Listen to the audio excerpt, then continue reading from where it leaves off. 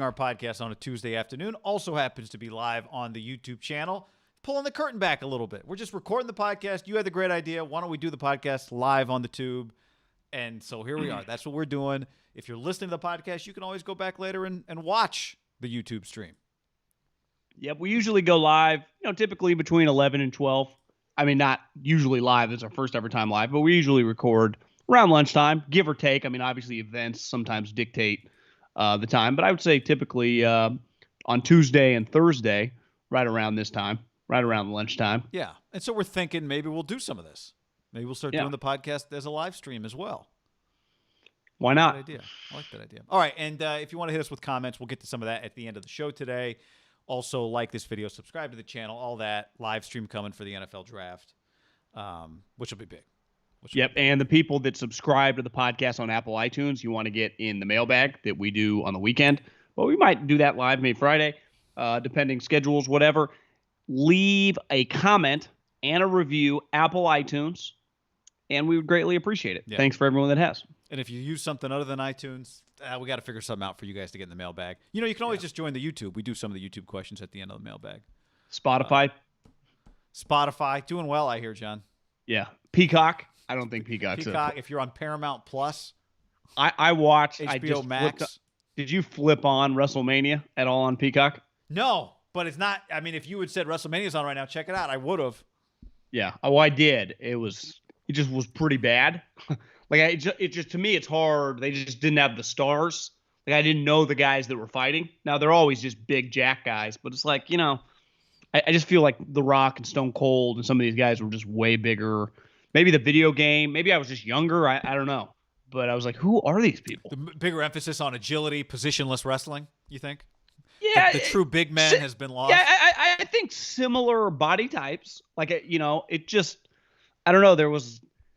Historically, there was just sort of some panache to the individuals. Are you talking about the physical stature of these guys? No, I think the physical stature has stayed pretty consistent our entire lives. Yeah. I'd say the charisma is very hitter. It's kind of like a draft pick, right? You never truly know, and then once you got it, like they give The Rock a mic, they give Hulk Hogan a mic, they give Ric Flair a mic, they give Randy Savage a mic. That creates this kind of persona.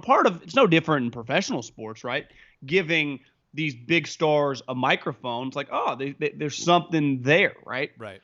In football, not everyone's great behind a microphone. Some guys are, and they become Gronkowski, right? Yep.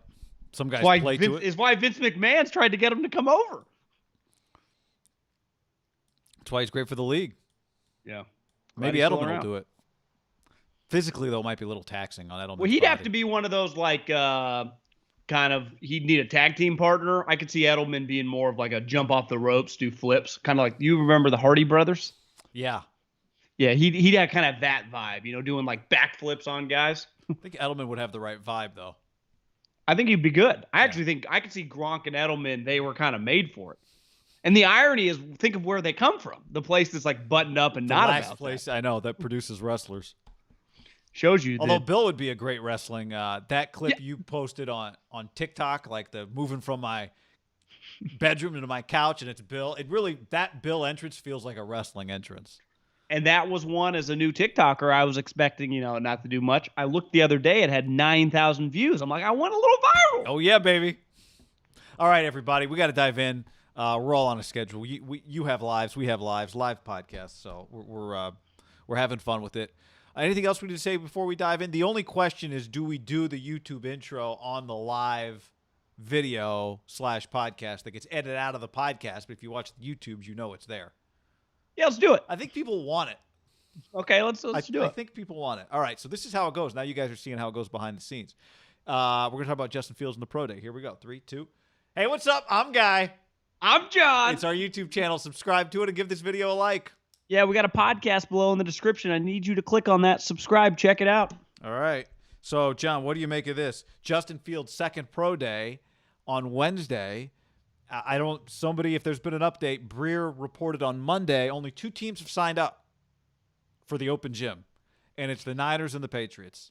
That's it. I don't know if someone could sign up last minute, but you got to get there. 2 teams, that's it. What do you think of the Niners and the Patriots being the only 2 ones going to Justin Fields' second Pro Day? Well, most of my life, watching this stuff very closely, in the couple years I worked in it, historically, I think most people have one pro day. So you get the pro day schedules, and I remember being at the combine, and that's when you kind of work, you kind of get a calendar out and send this guy there, this guy there. More complicated this year, only allowed 3 coaches. But I think his pro day, when it happened, what it feels like 2 weeks ago, because Kyle was at Mac Jones, it was happening simultaneously. That was a pretty big pro day, right? Yep. I would imagine the majority of teams, aka all 32, were present, were represented. The Niners were represented there. Now, obviously, Kyle and John were in Tuscaloosa, Alabama, but I don't think it's that weird at all, especially with a just such a major name slash player slash prospect, right? Because if you're let's use the teams in the 20s, the Steelers, the Colts, just rattle off all the teams that made the playoffs, Seattle, the Rams, who don't have a pick. But why you're right now you're in draft meetings? Why would you send someone to Justin Fields pro day? Right? You weren't going to draft him. You've already attended his pro day. I really think on paper it's one of those headlines that does kind of like, whoa, Niners, Patriots, this little dual deal. But once you kind of think about it, ask around, it makes sense. All my friends, like I'm not getting any text back because they're all sitting in draft meetings, kind of quote unquote setting the board. Yeah. Well, but finalizing the board. The board's already been set. Howie has reached back out to you this week? No. Yesterday? I think he's probably not happy, A lot going on. You and I always talk about this. If it takes 3 people to write an article about you, it's usually not positive. In fairness, I think the overarching theme of the article is more owner down. Did you get that takeaway?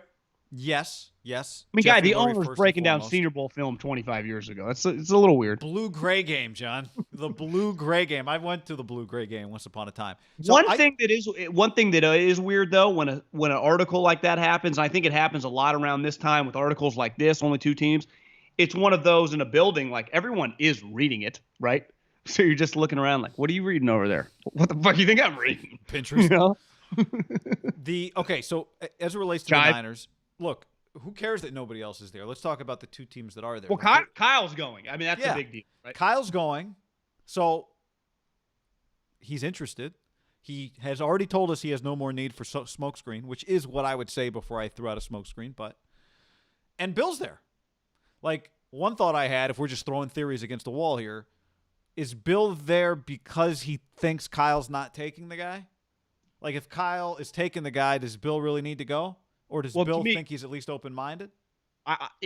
What I would expect tomorrow is a foursome. A football foursome. John and Kyle, Bill and Josh. And because Josh, I mean, it's Bill's operation, but Josh runs the offense. It's his baby. They were together at Alabama with Mac.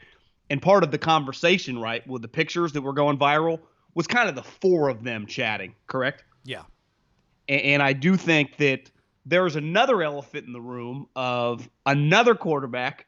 I think he's an Italian guy that most females find very attractive, named Jimmy Garoppolo, who once played for Bill and Josh, who's now with Kyle and John. But if they draft, I talked to a friend today, actually this morning in the NFL, and he said we were talking Fields, Lance with Kyle, and he said with Lance it would 100% would not be crazy at all to Mahomes sit him.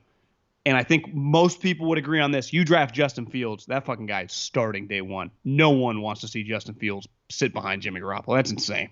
He's a blue chipper. He's a multiple-year starter at Ohio State. He's ready to roll. At least throw him in there and let him roll. Like Justin Herbert, like even Tua came in, right? Joe Burrow, like just throw him. Joe Burrow guy was a 2-year starter at LSU, and it was really just one good year. Like I'm drafting Justin Fields at number 3. He's playing. Mac Jones the same. 1-year Mac starter Jones plus is a couple of games. But people you can't draft Mac Jones and sit him, right? The animal is like you got to play. I agree with you on Fields. I think Trey Lance is the only one where if they argue it, I think people would understand, right? Really young, raw, smaller school. Justin Fields, if they are going to pull the trigger on Justin Fields, then to me, Kyle, John, and Bill, because obviously Josh he has to do kind of whatever Bill says in terms of player acquisition. And maybe Josh loves Jimmy. I don't know if he was also texting Jimmy after all those 5 straight wins at the end of the 2017 season. We know Bill was. But I would imagine it's kind of like the pseudo combine. It's where, because listen, we can do deals over email. We work in the advertising space, right? We do a lot of advertising deals purely over email. Then eventually it kind of gets to a call. But if you were doing a major deal at any time trading for a quarterback or going over serious compensation first round, you would like to be in person. It's why so many major trades, I do think, get constructed at the combine one-on-one in person. There is just, if me and you are doing a deal and we're in person, it's more likely to do something bigger than if we're just texting or on the phone, right? Yeah. Yep. And it's just easier to capture all the little nuances of human interaction, which involve, well, yeah, we like him this much, but we don't like him that much. If I'm Bill, like, listen, guys, I know you want a first-round pick. I'm not trying to fuck you. There's just no way on God's green earth I'm giving you a first-round pick. Yeah, the fact that they've done a deal that felt like a bit of a a deal based on some friendship, some mutual respect, I think is a part of the backdrop here. Like the fact that they did the Jimmy deal and Bill called and said, "Hey, you guys want him? Exploding offer. Let me know. Bye." It was like, "Oh, well, you're not even gonna take other bids." We're not shopping. We're just sending them to you only. Right. Call me back in an hour. That makes all of this a little more interesting. Here's the other thing: the Patriots are drafting 15th. Okay. Basically, the Patriots are drafting twice as high as they are normally drafting if you look at it a certain way in the first round. Yes. This is so. Do the foreign Patriots, territory? Foreign territory. Can the Patriots get Justin Fields at 15? No.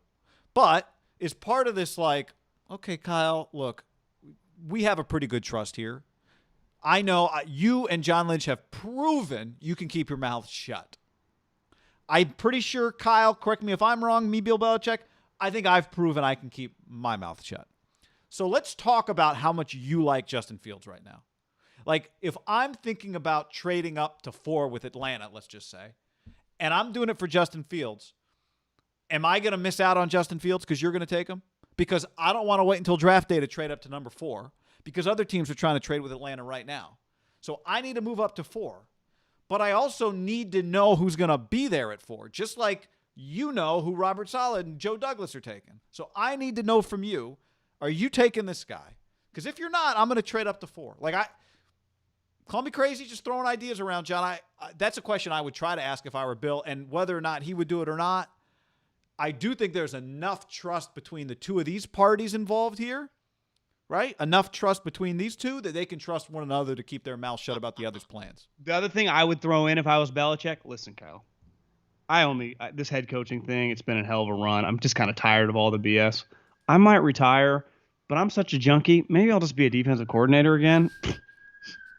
I mean, the Bay Area, I bring Linda out here. We get a place in the LA. It's just like, and I don't want to be Josh's defensive coordinator. Yeah, so it's just like I'll do. Walsh, who's an inspiration to me. Niners, just a couple years in my 70s. We'll just win another chip, and I'll give an FU to Brady on the way out. See, I did it as assistant again.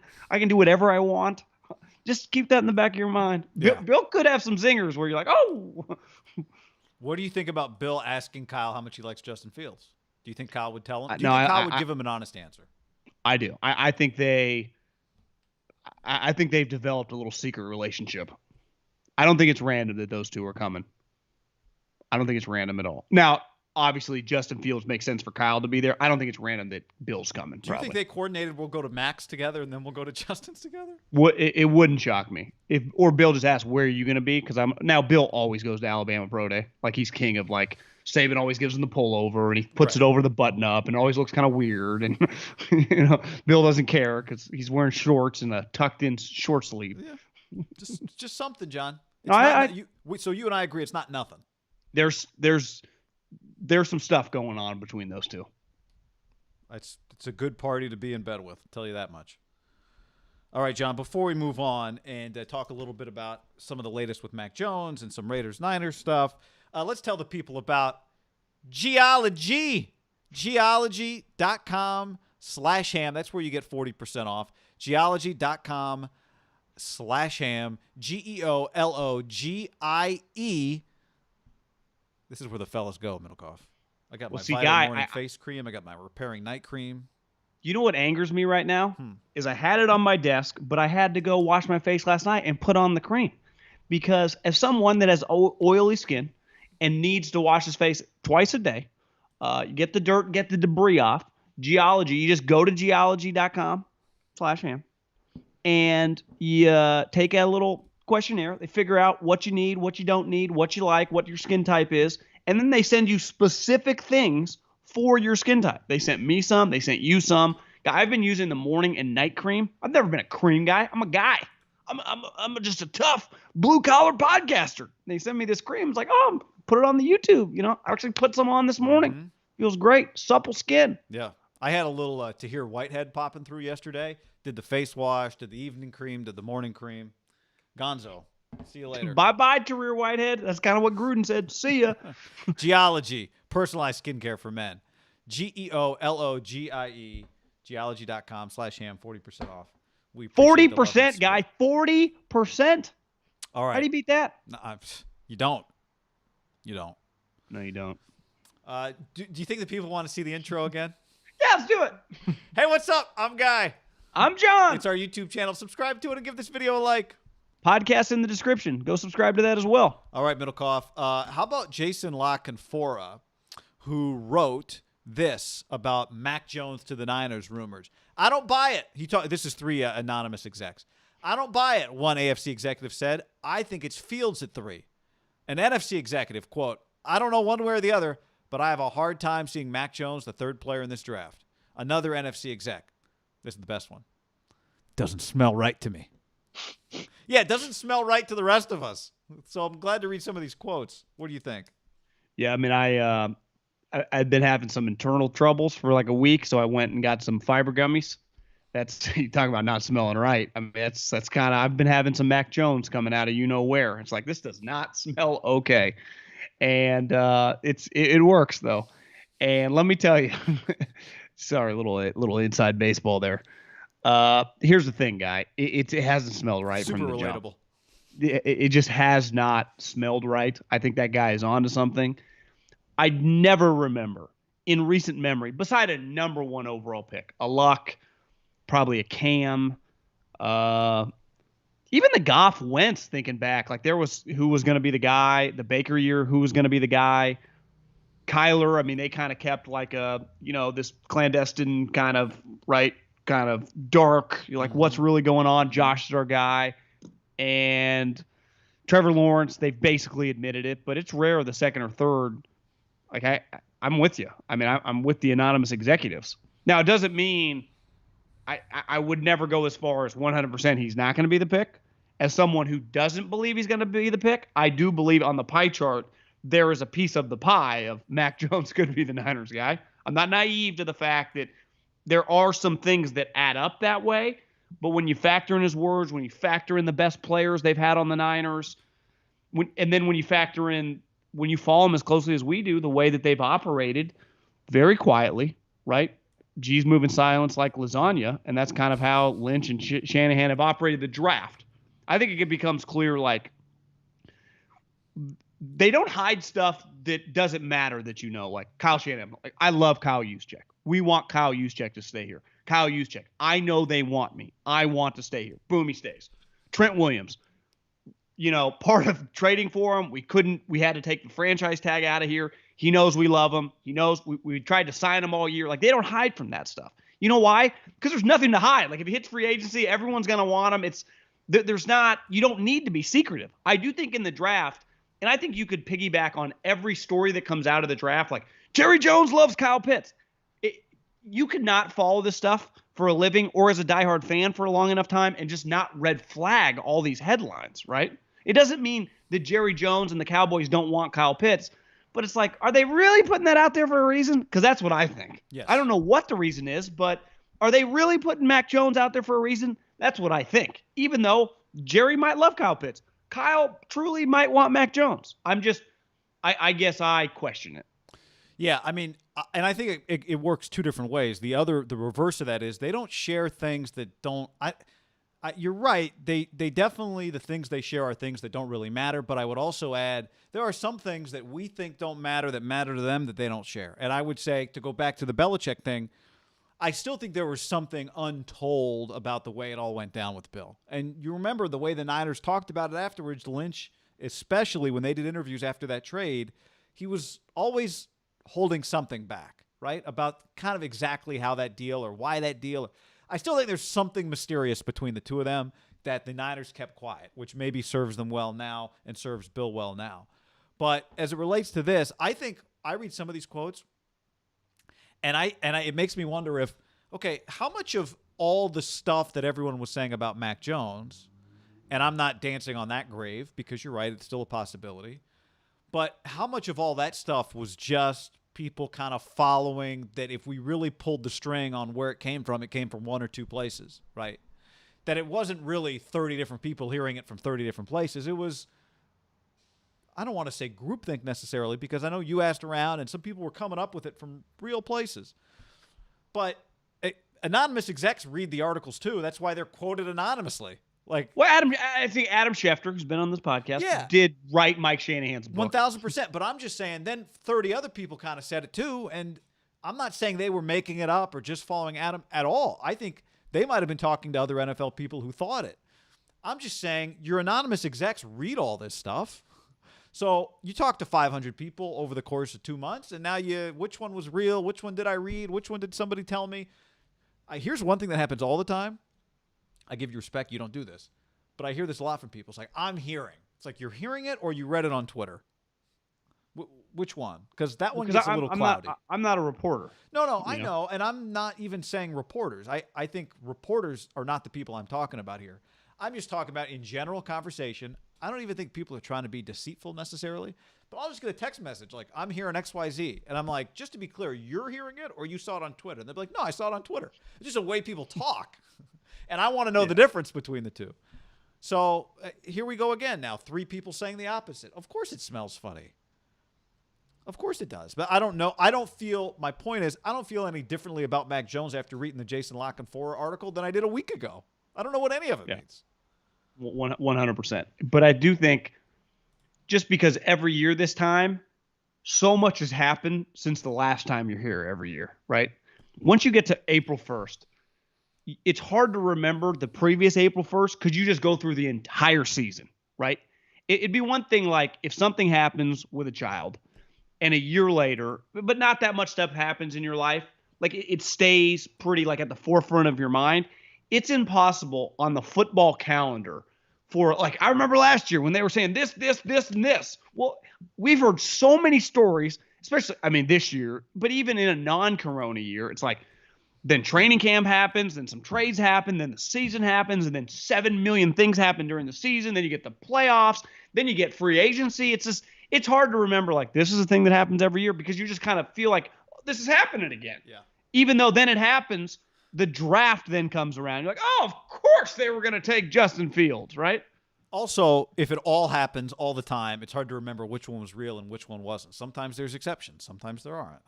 Last year doesn't have anything to do with this year. I think part of it is right. I think the difference too, probably even with my child analogy, is every year it's new people, right? Every year it's just new players in a draft, new needs. So it's not like Mac Jones is like, remember Mac Jones been in this draft 3 straight years. Like this, the hype is fake, right? No, it's like because next year there'll be a new Mac Jones. His name might be Guy Middlecoff. And we'll be like, how about this dude from Florida Atlantic that came out of nowhere? And that's what. The NFL is like, cha-ching. That's why we print money, because every year it's this new crop of sweet dudes. It's one thing that the NBA has really lost. Like, we really know these guys in the draft. Like, when I was growing up, we've never had it in baseball because you just don't know the guys until they get to the big leagues. But when we were kids, basketball and football, you just rode their careers in college. Right. Obviously, football for 3 and basketball minimum a couple. Like, I watched Allen Iverson for 2 years at Georgetown. I watched Jay Williams, whoever. You can just go through the list of people in the 90s or the early 2000s. So when that happens, Mac Jones is a really big deal. He comes from the best program. He's just a he replaced Tua.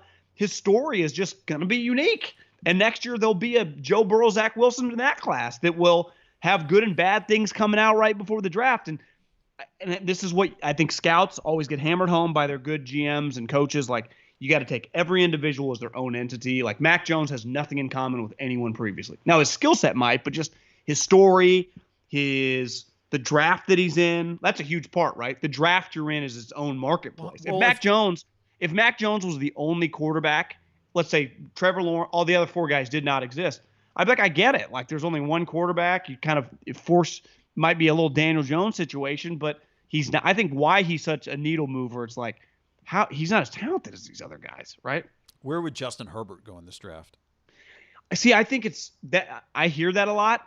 The Justin Herbert we talk about today on April 13th is dramatically different than the Justin Herbert who, again, even the people that liked him, like you and I liked him. I knew a lot of people that liked him. Guy, everyone loves him now. I know. Based on his rookie season, he would go 1. No, but see, I'm saying the opposite. I hadn't heard anybody say that. I'm saying, based on the way we talked about him, would Herbert be going 4th in this draft? 5th? Yeah, I don't think he would be a lock to go 2. I don't think he'd be a lock to go 2. No way would he be a lock. Absolutely not. If you're thinking Mac Jones over Justin Fields, then you're thinking Mac Jones over Justin Herbert. Yeah. I mean, he'd probably go in like the 4 to 8 range, I'd guess. Ranked on the quarterbacks, I bet Zach Wilson would be viewed higher. I bet people would like Justin Fields more. I don't think he'd go any earlier than the 4th quarterback. I think that would be his ceiling. Yeah. Well, we talk about him like a little bit like Justin Fields, but less explosive of an athlete, right? Very similar. The processing, he misses some easy ones, but he's got physical tools. Justin Fields would go ahead of Justin Herbert based on Oregon and Ohio State, yes. I you think agree that this? Is the comp. If he came back in this draft based on just his rookie season, is he a lock to go 1? You could not take Trevor Lawrence. Yeah, could you take Trevor Lawrence? No, the guy just set a rookie record for touchdowns, but not even that. Just looked incredible. Yeah, I agree. Incredible. Okay, so we got to do it again. People seem to like it. Yeah. Let me make a note on the time here because this all has to be edited later for the podcast. This does lead us to something else, though, John.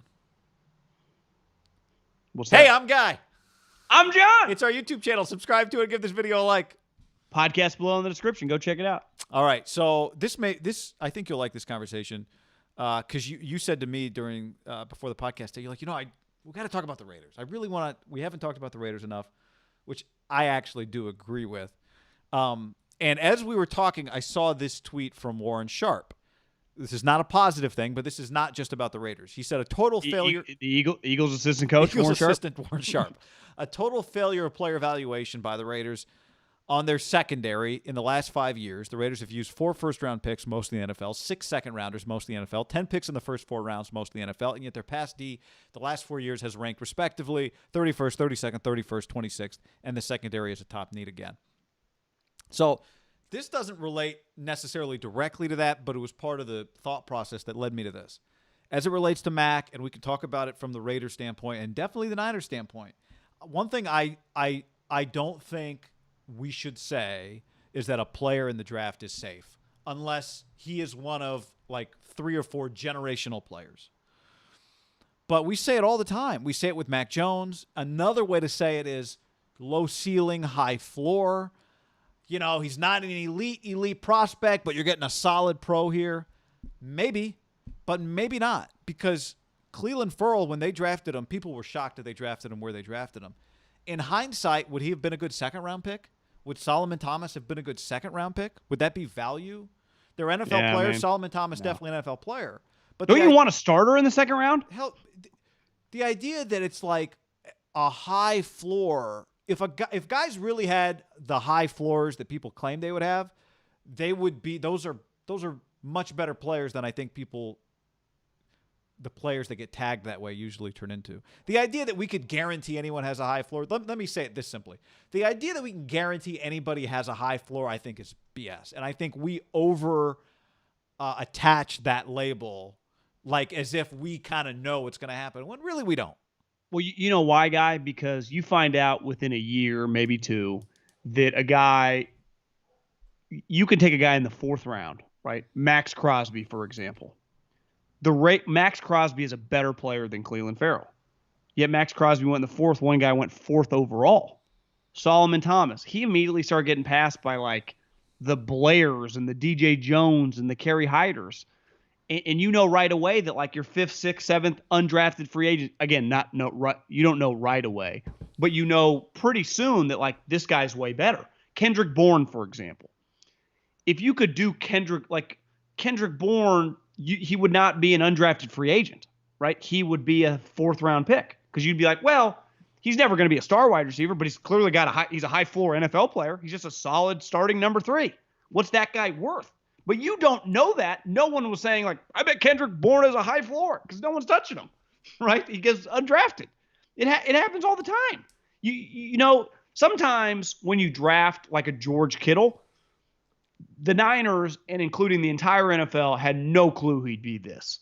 But his measurables, I think at the combine or maybe at his pro day, when he runs like, I think he cracked 4.5, he ran really fast. So you go, well, he has a high upside. That's true. But he still goes in the 5th round for a reason. It's like, well, I don't really see it. Maybe Iowa wasn't that high on it for whatever reason.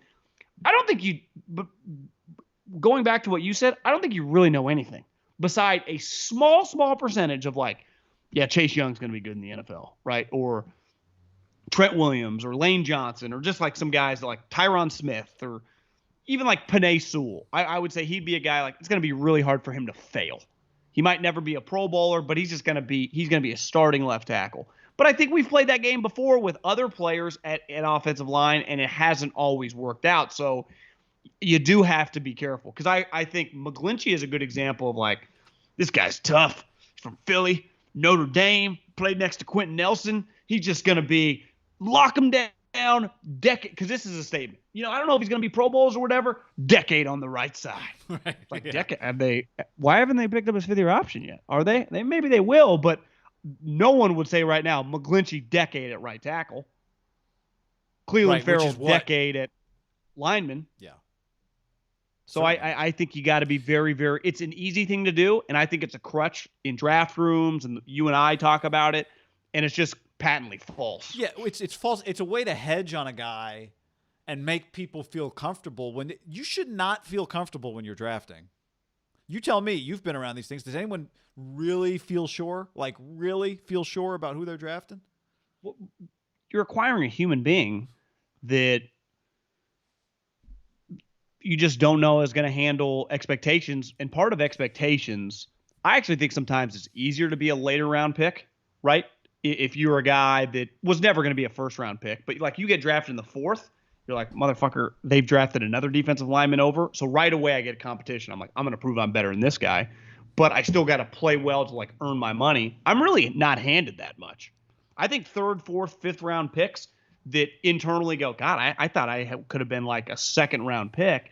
And then you see other guys at your position that are drafted high on your own team. You find out fast competing against them, that you can play with them, that you're as good. It's easy to kind of have that fire under your ass, try to make the money. It is probably difficult, again, dealing with human beings. When I draft a guy 5 overall, I immediately sign $30 million, and then immediately his skill set, he just has limitations. So even if he Solomon tries really hard, Cleveland Farrell tries really hard, but what can you do, right? Like Chase Young can do things that those guys couldn't do in their dreams. Like there's just – and when you're drafting that high, you're looking for Chase Youngs. Yeah, although, I mean, Khalil Max. Yeah. Nick Maybe Bosa. drafting 1 or 2 to get him, but still, like in top 5, that's, you know, Devin White goes 5. Like they can just do physically. Part of drafting a guy really high in the top 10, it carries with you your whole life. Like when I just bring up a guy's name, right? Robert Gallery, just busts, right? I was listening to this interview with Larry Fitzgerald, and he was saying how he thought that he thought that he was going to go to the Raiders at 2, and then they take Robert Gallery, and then he goes 3. Part of that whole story, like when you just talk about the draft, is like you chose Robert Gallery over Larry Fitzgerald. And once you become a Hall of Fame player, Julio Jones or whatever, we no longer talk like, oh, top 5, he's just Julio Jones. right. But when you're a bust or not living up to it, it's like, God, just couldn't live up to the draft billing. Yeah, you don't even really do it with picks in the 20s. When you're a single-digit draft pick, there's something that follows you your whole life. Yeah, the one counter when you don't play well. I think the strong counter to that would be the one major challenge that's hard for you to overcome if you're a 4th-round pick versus a 1st-round pick is that the guys that the teams pay the money to and use the draft capital on just get more opportunities to succeed, right? Yeah, but my point is, though, you get a lot of opportunities still as a 4th-round pick, at least enough to earn your keep, and then you can just pass him by pretty quickly. It can't happen. Yeah. You get paid a lot of money to get drafted high. That is one. I mean, you guarantee yourself before ever playing a snap drafting him high, which is just I would say a fundamental risk in any business, paying something before you know. Like no, most other businesses do not work that way, correct? Like no business would acquire another business without seeing their financials, like knowing that it's working. With in pro sports, Also, I sign you you're to a hoping 3-year it works. contract. It's usually not. I'm stuck with Middlecoff for 3 years. Nothing I can do. Well, Right? but I'd say most acquisitions in anything out of professional sports, for the most part, are not human based, right? They're organizational based, they're product based. When you deal with an individual, like it's not like you can hedge your bet. Like I don't have 7 other people. I just have the one person. It's just the one. Like Solomon Thomas doesn't have 3 other guys that can help him, right? It's just him. Like he is Yeah, the I mean asset. I would say sales is probably we got 15 salespeople. Whoever makes the most money makes the most money, and they get to work here longer, right? Well, don't you Probably the think the closest thing NFL to it. would love to do a deal where it's just like we get to pick after year 1 who we assign the first round money, the second round money, Yeah, the third round money, but everybody the comes in PA at would never do that. no, no. That would be kind of cool, though. It would wouldn't be, but at the same time, it's like I think there's something to building up just for the entertainment value of the whole Yeah. operation, building up stars, that kind of thing. But I loved your point on Kendrick Bourne. I just who was let me ask you this: when you were scouting, it's hard because I know it's all kind of relative. Like you might have felt really good about an undrafted free agent versus like a first round grade. Who was the person if I'd said, John, okay, highest floor, like pick the guy you felt the best about? It might have been Andrew Sendejo. No, but when we drafted Danny Watkins, which is an all-time bust, part of his was like, how's this guy going to bust? He plays tackle. He could also play guard. He could just do multiple things. Like he's strong. He dominated. Was older, right? He was like 20. He was older. Yeah, he had a different story. Yeah, He was a fireman. fireman. Love that pick. How did he? But he was just very, very immature, mentally pretty weak. That's another thing. Like, how do I truly judge how mentally tough you are? Once you get to, especially in certain franchises, right? If I'm the New York Giants, whoever I draft as the New York Giants, that's just an intense position. Yeah. So if you're kind of mentally weak and then all of a sudden you're not playing well, it can just snowball. That's where I go back on Trey Lance. It's like we don't know anything. We don't know what we think we know sometimes. But a guy who was told you're not a quarterback, come play safety for me here in Minnesota. Nobody else was interested in him playing quarterback, going to North Dakota State to play quarterback. That's an impressive thing that he did. That tells me something about him. Can I pretend it tells me the whole picture? No, I cannot. I cannot. I bet if we sat down with Kendrick Bourne and I'd be like, did you feel you got screwed being an undrafted free agent? He'd be like, well, I saw Cooper Kupp go in the second round and I played every day right next to him. I know, like, obviously he has they ask him to do something different than myself, but if he's an NFL player, I'm an NFL player. Right.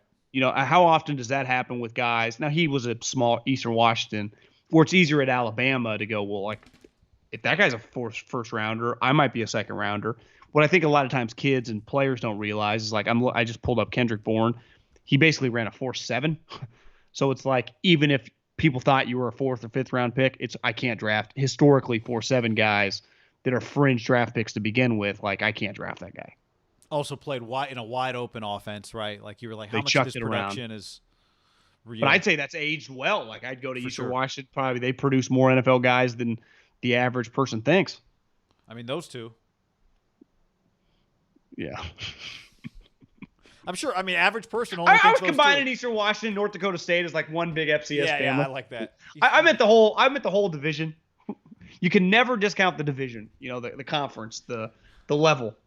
Let's see if we can find the list of Eastern Washington alums. Cooper. Oh, John. Samson Ebikam. Oh yeah. Taiwan Jones. See, produced some guys. Great gunner.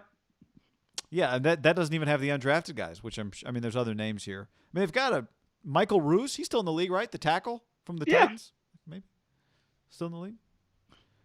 I mean, they had a 3rd and a 4th round pick, Kupp and Ebikam, come out in the same year. That's pretty good. What year was that? 18 or 17? 17. Now think about that team. So they had Kupp. Kendrick Bourne was undrafted free agent in 17. Who was beating that FCS team? I remember their quarterback was what's his name, who was like transferred to Oregon, the Walter Payton Award winner. It wasn't the little guy that played at Oregon. No, that was Vernon Adams. He was, that's right. He was, and then the other guy transferred to Washington State, but because the next guy, they were going to give him the job. They became a little power. Yeah. they got it going on. All right, before we move on, John, let's tell the people about RexMD. Men's health doesn't get much attention. Partly our fault, guys. We don't like going to the doctor. Middlecoff hates going to the doctor, from what he's told me. I hate going to the doctor. I think we all hate going to the doctor. We definitely don't like talking about sensitive issues. A lot of men's health issues have really simple solutions. RexMD.com is here for that. Go to RexMD.com/ham. Listen, we all got issues, and RexMD makes getting prescription ED medications easy. All done online. You don't even need to go see a doctor. Mm-hmm. And right now, sample packs of ED medications are available for listeners of this podcast/YouTube show. Hey, remember Milkoff, I'll tell you, here's how it works. You fill out a quick medical questionnaire on their website, and the doctor reviews your situation, prescribes you the ED medication you need, if appropriate. Then your medication is shipped right to your door. 2-day shipping, guy. 2-day shipping. They carry all of the most popular medications and at great prices. That's the key. RexMD.com/ham. RexMD.com/ham. Go check it out, people. Yeah, it's never been easier to take control of your health. Take those sample prescriptions. RexMD.com/ham. RexMD.com/ham. RexMD.com/ham. All right. Some people on the YouTube, John, asking whether we get to the comments or not. Someone actually said, do these guys get to the comments? We will. We're hammering through. This is not just a live stream. It's the live podcast. So we want the people listening to the podcast to also just get the normal audio experience that they're used to. Simbo Webster, is he still in the league? He's an Eastern Washington guy, kind of smaller receiver. Played for Hell the of a Rams. question. Oh, yeah. Receiver or DB? Well, they might have moved him, actually, now that you mentioned that. I'm not sure. I feel like the Rams have a Webster running around back in the defensive backfield. But could be wrong. It's like an NS. Yeah, it says he's on the – it's listed as a receiver, but it says okay, maybe right. Still on the Rams. Speaking of I feel like I know 4 guys on the Rams, and I watch a lot about them. I just know like they're 4 best players. I don't know a lot of their just auxiliary parts. Yeah, they've got – it happens that way. You'll be watching – like I'll check a box score after the final. I remember watching Gonzaga – and then I checked the box score after the game, and I'm like, there's a guy that played 28 minutes in this game. I've never heard of him. I don't even think they said his name the whole broadcast. It just happens. Well, The Athletic wrote an article yesterday, or maybe 2 days ago, an in-depth article on Les Snead and the Rams and how they've revolutionized their scouting department. They don't go to pro days. They don't go to the Senior Bowl. They send like one guy to the combine. Yeah. And part of my pushback was, well, they haven't had a first-round pick in 5 years. They don't have enough. If they were drafting a guy and going to spend a lot of money on him, they would see him in person. It's one thing to be like only third-rounders. It's the measurables and stuff. I get it. I do think there's a caveat in that story, right? If they had been doing it and nailing a bunch of first-round picks and never seeing guys in person, do you agree that story would be salacious is the wrong word, but more like, whoa, they're doing something kind of revolutionary in the game. They don't have first-round picks, guys. If it was like we don't trust our eyes, we refuse to look at the players. Yeah, like in person. You trade for Jalen Ramsey. You guys saw Aaron Donald in person. No, we didn't. We just read the spreadsheet on Jalen Ramsey. None of us had watched him. So it's like, hey, who is that guy? Don't look. Avert your eyes. One thing they did say is they have a way, and this is where if I was an owner reading this, I would immediately text my GM and ask, are we doing this? They get the GPS data from the colleges and are able to implement it inside the tape, and they don't care about 40 times anymore. Yeah. I've talked to somebody today who their college director was on record in this article 40 time means nothing to us. I'm like, God damn. The question is, are colleges going to give that stuff to everybody or just if you treat them well? Well, I would imagine I need to text someone. It has to be a universal rule. No way the Rams can just be getting in like half the league doesn't. See, I wonder if there's even a rule that exists for it. To me, is it any different than just like, oh yeah, you took the initiative to talk to the strength coach about a guy. He gave you some information about a guy.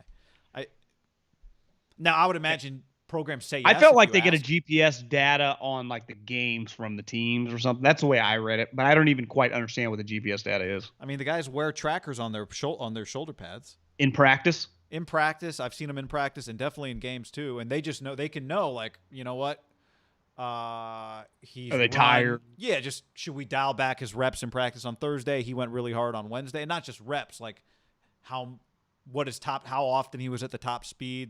That's the other thing, coaches. Sneaky hard to dog it because they get to see your numbers at the end of practice. Like, were you running hard or not? Coach, I'm tired. It's like, well, you had 7 days off. I see your whoop. Yeah, well, that's what I mean. That's your point on like the Broncos have said they're gonna not do OTAs, right? Boycott. Didn't you tell me J.C. Treader? He's the head of the Players Association, right? Did he say last week they don't want to do?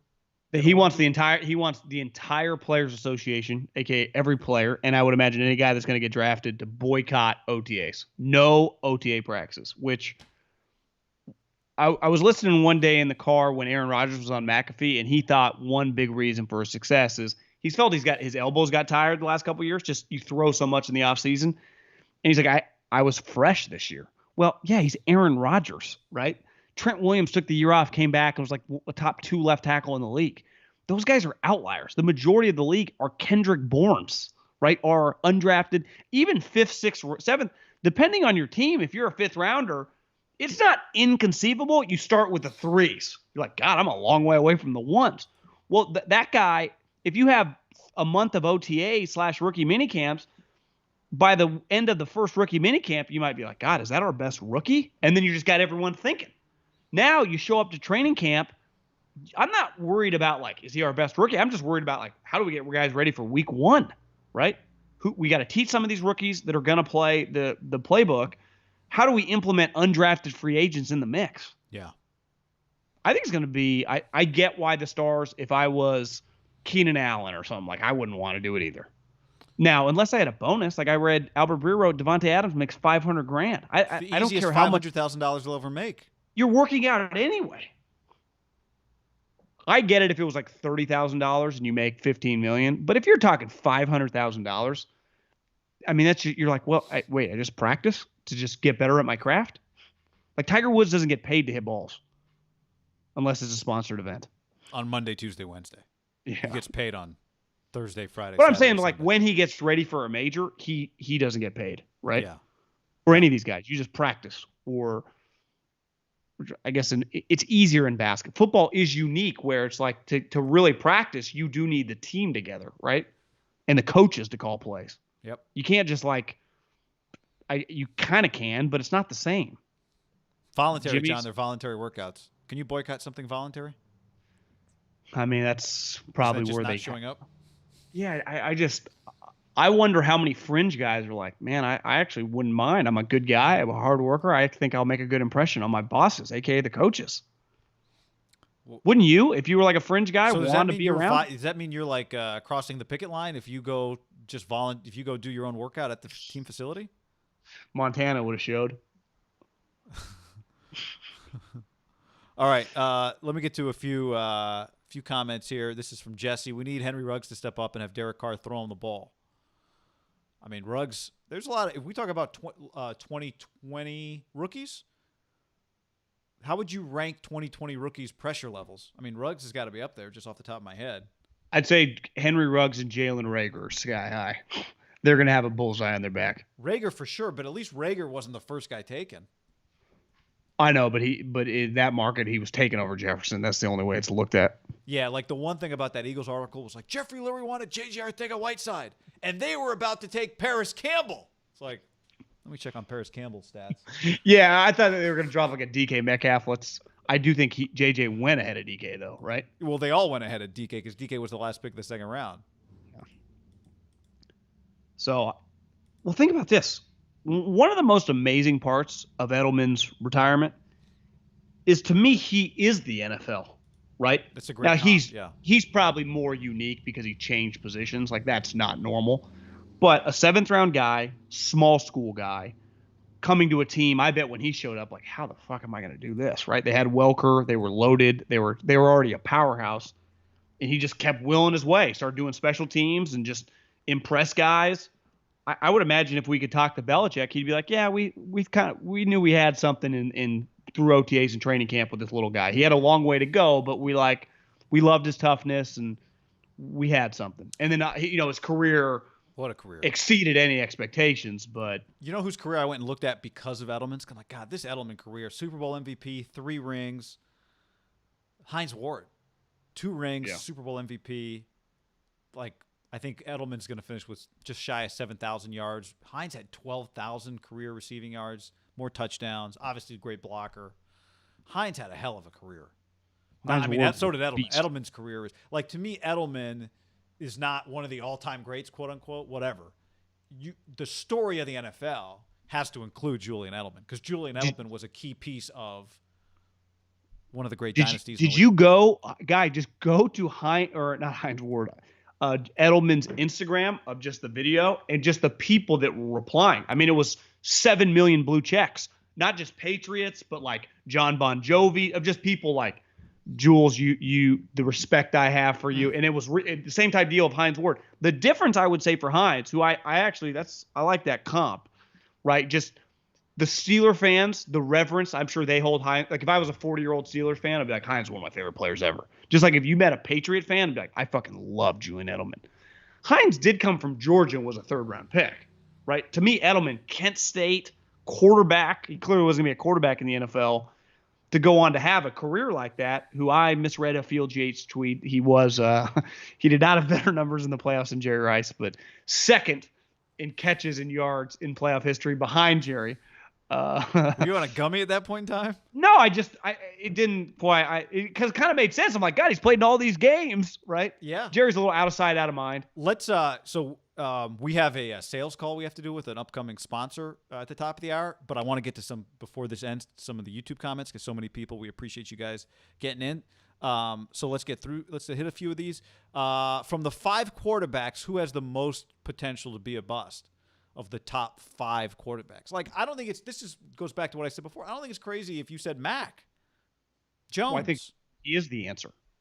But he has a higher bust potential than Trey Lance? Yeah. Johnny says Cleveland got drafted over Devin White, Devin Bush, Josh Allen. Josh Allen, the defensive end, not Josh Allen, the quarterback. It stinks. All the people, Delandis, all the people trying to talk everybody into a Kirk Cousin clone is going to scare the NFC West is beyond dumb. I think back to Cleveland Farrell. Yeah. I think he's one of the bigger wow picks in recent memory non-quarterback. It was pretty like, what? Yeah, I mean, the other one that comes to mind, Mario Williams going 1. Better pick. A lot of people, ahead of Reggie Bush. Sammy Watkins when the Bills traded to the Browns and Khalil Mack fell to the Raiders. Remember that? I was like, oh, dang. That was a big one. Were you there were you at Raiders HQ for that? I think I was somewhere. It was the draft party at the Coliseum. And it was because I remember Papa started going, they're going to get Khalil Mack. They're going to get Khalil Mack. I was like, whoa. JD says, bring Kelvin Benjamin on the podcast. Something happened? I don't know. The Florida State wide receiver that was really kind of chubby. Runaway Turtle says, John Beck, who scripted the first pro day for Fields, isn't going to script the second pro day.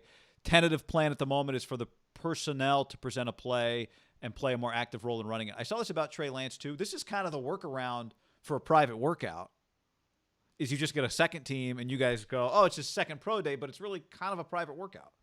How many viewers would NFL Network get if they said tomorrow, 9 a.m. Pacific, noon Eastern, Josh McDaniels, Kyle Shanahan running the Justin Fields workout? Mic'd up. Would you miss that? Mic'd up, right? Like they're mic'd up for this. Belichick and Kyle. Is that doing 3 million people on a Wednesday morning? That'd be a big watch. I'd be more fired up for that than half the Thursday night football games. I'd also want Belichick involved.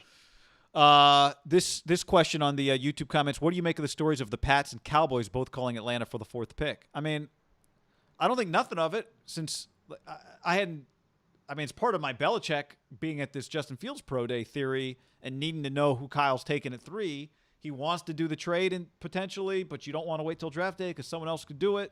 But you also want to know who's going to be there at 4, the same way the Niners want to know who the Jets are taking at 2. I didn't read that the Cowboys had sniffed around for the number 4 pick. Did you? I think that goes back to some of the Kyle Pitts talk, maybe, but I'm not sure. Well, okay, then do you know where my kind of red flag detector would go off there? A lie detector would be Atlanta's trying to draw up a market, right? You're saying they are or they're not? Well, now they can't convince anyone that the Panthers would trade up. Right. So they need another team. Like Bill's like, hey, man, I'll give you 15 in next year's 1 and like a 2 later. That's it. And like, we want more. It's like, well, that's all I got. This person says, prediction, Zach Wilson will refuse the Jets knowing the team he's been public about liking is picking 3rd. Oh, try and force his way to the Niners. I will say this for the Jets. From what you've told me about Joe Douglas, from what I've observed, we both have been to Robert Saleh's press conferences. From what you hear about Mike LaFleur, I think it's easy in the moment to sit down with those guys and go, this is an impressive operation. I'm just me. I haven't been following the Jets for 40 years like the rest of you. I'm just Zach Wilson, and these guys are impressive. I'd be fired up to play for them. That's not a crazy thought to me. No. Most guys want to go to New York. All right. That is how you do. This was the live recording of our podcast. If you got in late, figuring out what we were doing, we were streaming. That's why we did our little video pitches before every video. So I might just introduce myself. I always do like I'm a podcast. I might just say I'm a streamer. Just make you people have think. to say, people like, hey, I'm Bob. I'm in insurance. You go, I'm John. I'm a streamer. I like that. I'm a streamer. That's what I'm going to start calling myself, a streamer. All right. Good pod, everybody. Thanks for hanging with us. Thanks for your comments. Don't forget, I guess we'll do this again. The podcast, just stream it live, and we'll be here live YouTube stream on NFL Draft Night. Don't miss that. Peace.